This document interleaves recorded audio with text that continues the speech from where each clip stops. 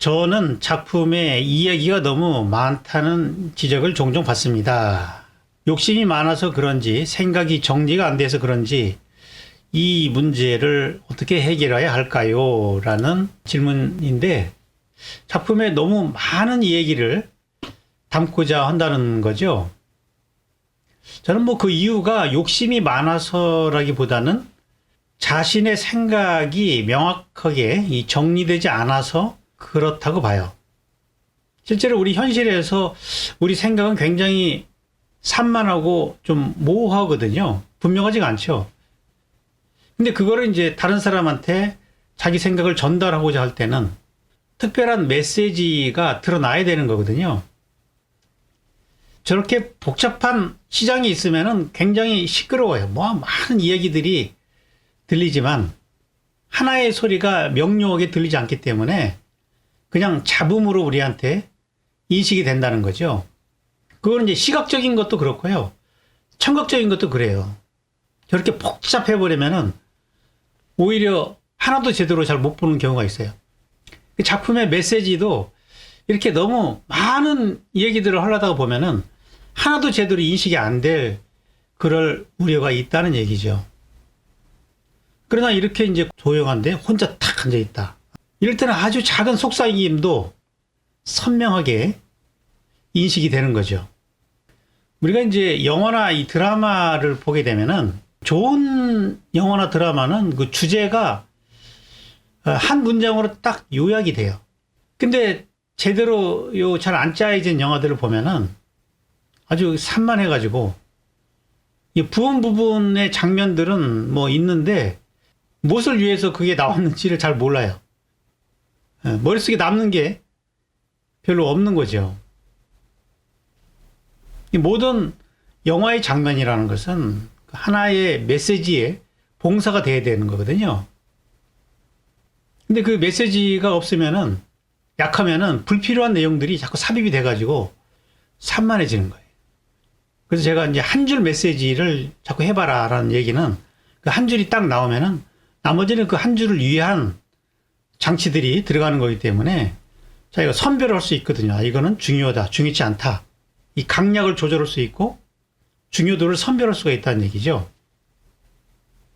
이 책은 그 문심조룡이라는 중국의 그 5세기 무렵에 유협이라는 사람이 쓴 문학 이론서입니다. 이 책에 보면은 자기의 뜻이 분명히 서 있으면 작품을 구상하고 구조를 정돈함에 있어서 명료하고 간결하게 표현할 수 있지만 그렇지 못하면은 꾸밈이 번잡하고 산만하여 짜증이 나고 쉽게 실증을 느끼게 된다. 근데 전달하고자 하는 사람의 뜻이 분명하면은 거기에 따른 구상이나 구조가 아주 정돈되게 잘 짜여지지만 간결하게 나오지만 그렇지 못하면 아주 번잡해지기 때문에 보는 사람도 짜증이 나고 실증이 난다는 얘기예요. 그러니까 우리가 일상에서는 복잡한 마음 상태에 있지만 작품을 할 때는 그거를 정리해가지고 명료하게 그 주제를 잡아내고 거기에 따른 분명한 얘기를 하고자 해야 된다는 얘기죠. 근데 이제 초보 시절에는 이 주제가 안 잡히기 때문에 그렇게 많은 이야기가 들어가게 돼 있는 거예요. 자기 작품의 메시지를 좀 명확히 하려면은 비엔날레나 아트페어 같은 데에 내 작품이 나갔을 때를 한번 생각해 보면 도움이 돼요. 왜냐하면 아트페어에서는 자기 개인전이 아니기 때문에 여러 작가의 작품과 관계 속에서 내 작품을 보게 되는 거예요. 그러니까 평상시에 우리가 작업을 할 때는 내가 생각하는 의도대로 작품을 만들어 가지고 내 생각대로 관람객이 봐주기를 기대하지만 관람객들이 작품을 볼 때는 그 한 작가의 작품을 보는 것이 아니라 이미 다른 작가의 작품들이 머릿속에 있고 그 작가와의 관계 속에서 하나의 작가를 보기 때문에 자기의 의도와는 다르게 해석이 된다는 얘기예요. 중요한 거는 다른 사람들이 이제 어떻게 그걸 인식이 되느냐, 이 지점이 중요한 거 아니겠어요? 물론 뭐 아마추어로서 자 취미로 할 때는 이런 부분이 상관이 없어요. 그냥 내가 하고 싶은 대로 하면 되지만 프로 작가들은 이제 다른 작가와의 관계 속에서 자기 자리가 잡혀야 되기 때문에 결국 다른 작가들의 관계를 의식하지 않을 수가 없는 거라고요. 어떻게 내 작품이 기존의 다른 작가들과의 관계 속에서 독립되게 독창적으로 자리매김될 수 있을 것인가? 여기에 따른 어떤 전략이 있어야 된다는 얘기죠. 이건 이제 기업에서도 보면은요, 자신들이 의도를 가지고 제품을 만들어 가지고 광고를 하면은 소비자들이 설득된다고 그렇게 생각한 적이 있어요. 아주 단순한 생각이죠. 근데 소비자들은 이미 다른 제품을 알고 있고 그 제품과의 관계를 통해서 보기 때문에 뭔가 두드러진 특별한 부분이 있는가를 보는 것이지 그 전체를 있는 그대로 보는 게 아니에요. 뭐가 다른가 이 지점을 보게 되는 거거든요. 그래서 기업에서는 요즘에 그 제품을 마케팅할 때 포지셔닝을 하게 되는 거죠. 포지셔닝. 참 소주를 만들 때 이 포지셔닝을 하는 건데 도표에 이제 가로축과 세로축을 만들어 가지고 그럼 네 가지 특성이 나오는 거죠. 소주면 소주의 맛을 중점을 둘 것인가, 도수에 초점을 둘 것인가, 또는 증류식으로 할 것인가, 희석식으로 할 것인가에 따라 가지고 이제 기존의 소주들이 위치가 나오는 거죠. 그러면은 내가 그냥 만들어서 되는 것이 아니라 기존에 이미 나온 소주들과의 관계 속에서 그 중복을 피하려고 해야 되겠죠.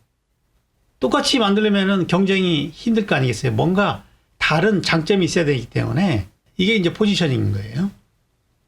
또 뭐 아파트를 지을 때도 기존에 여러 회사에서 아파트를 짓고 있기 때문에 그 아파트를 지을 때 소비자들이 판단하는 요소들, 현대적이냐, 고전적이냐, 또 이성적인 걸 중시하느냐, 감성적인 걸 중시하느냐에 따라 가지고 아파트의 그 성격이 달라지기 때문에 그렇다면 내가 새롭게 지을 아파트를 어떤 형식으로 지을 것인가를 포지션을 잡아야 된다는 얘기예요. 자동차를 만들 때도 가격을 우선하는 그런 소비자들이 있을 것이고 또는 뭐 퀄리티를 우선하는 그런 소비자들이 있을 것 아니겠어요? 이런 거에 따라서 다 각각의 포지션이 다르기 때문에 경쟁력이 생기는 거거든요. 이게 똑같으면은요, 대가리 터지게 싸우는 거죠. 힘들어요. 뭔가 차별화되는 지점이 있어야 그거를 마케팅의 집중적인 공략의 방향으로 삼는 거거든요. 뭐 하다못해 이런 뭐 음식점 하나 하더라도 이런 포지셔닝을 잡는다고요. 가격을 중시하느냐, 서비스를 중시하느냐, 퀄리티를 중시하느냐, 맛을 중시하느냐. 뭐 이런 식으로 해가지고 나는 뭐에 초점을 둘 것인가. 그래서 저는 예술 작품도 뭐 제가 한번 해봤어요. 감각적이냐, 개념적이냐, 혹은 뭐 대중적이냐, 작품성을 중시하느냐에 따라 가지고 포지션이 나올 수 있다는 얘기죠. 각각. 그래서 내가 어느 포지션을 집중적으로 공략할 것인가, 이걸 좀 알고 하는 거와 그냥 막연한 느낌을 가지고 하는 거는 좀 다르다는 얘기죠. 이 마케팅이 상당히 중요합니다. 한 예를 들어 가지고 설명드리면은 우리나라 그 휴대폰 시장에서 지금은 뭐 삼성이 독주를 하고 있지만 1990년대 초만 하더라도 다국적 브랜드인 이 모토로라가 이 휴대폰 시장을 독점하고 있었어요. 삼성은 1993년도에 이제 애니콜을 통해 가지고 모토로라와 어떻게 차별할 것인가가 이제 과제가 된 거죠. 그래서 삼성이 어떤 식으로 접근했냐면은 소비자 분석을 통해 가지고 품질의 문제에 대해서 불만이 제일 많다. 어디서나 잘 터지는 그런 좋은 통합 품질을 중시한다는 그런 점을 파악을 해 가지고 특히 그 우리나라 같은 경우는 산이 많잖아요. 산이 70%가 되기 때문에 그러한 한국 지형에 맞춰가지고 어디서나 잘 터지는 거기에 초점을 두는 거예요. 그래서 카피를 어떻게 뽑았냐면은 한국 지형에 강하다. 뭐 이동 중에 강하다. 이렇게 이제 카피를 뽑은 거예요. 그래서 이제 광고를 집중적으로 이제 그쪽을 주로 광고를 하는 거죠. 이제 그 당시 그 애니콜 광고들인데 깊숙한 뭐 산골이나 뭐 산악지형 또는 뭐 시골, 지하철 이런 데서 잘 터진다는 거를 집중적으로 홍보를 한 거죠. 그 90년대 후반 완전히 그 역전을 시켜버린 거죠. 모토로라를 잡았어요. 이 전략을 가지고. 그러니까 뭐 다른 얘기는 별로 소비자들한테 별로 도움이 안 돼요. 휴대폰에 여러 가지 특성들이 있잖아요. 뭐 이동이 가능하다. 뭐 이동이 가능한 거는 모든 휴대폰이 다 이동 가능한 거죠. 그런 얘기는 할 필요가 없는 거예요. 가장 소비자들이 필요로 하는 그 부분을 집중적으로 공략해 들어가가지고 이 제품이 기존의 모토로라와 어떻게 다르다. 이 차별화되는 지점을 집중적으로 공략한 거죠. 예술 작품에서도 프로 작가라면은 이런 차별화 전략이 필요하다는 얘기고 내가 공략해야 될 부분들이 어떤 부분인가를 파악해가지고 그 부분을 좀 집중할 필요가 있다.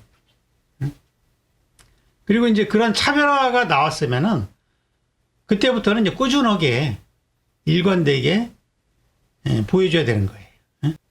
이 일관성도 중요해요. 왜냐하면 소비자들은 한 번 보고 그 인식이 잘 안 돼요.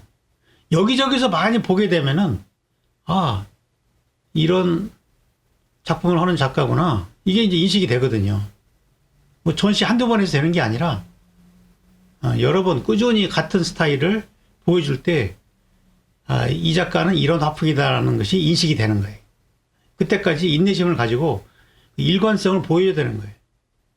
근데 자꾸 왔다 갔다 해버리면은 각인이 안 되는 거죠. 그 작가에 대한 각인이 안 돼요. 이 작가에 대한 각인이 되는 게 아주 중요하거든요.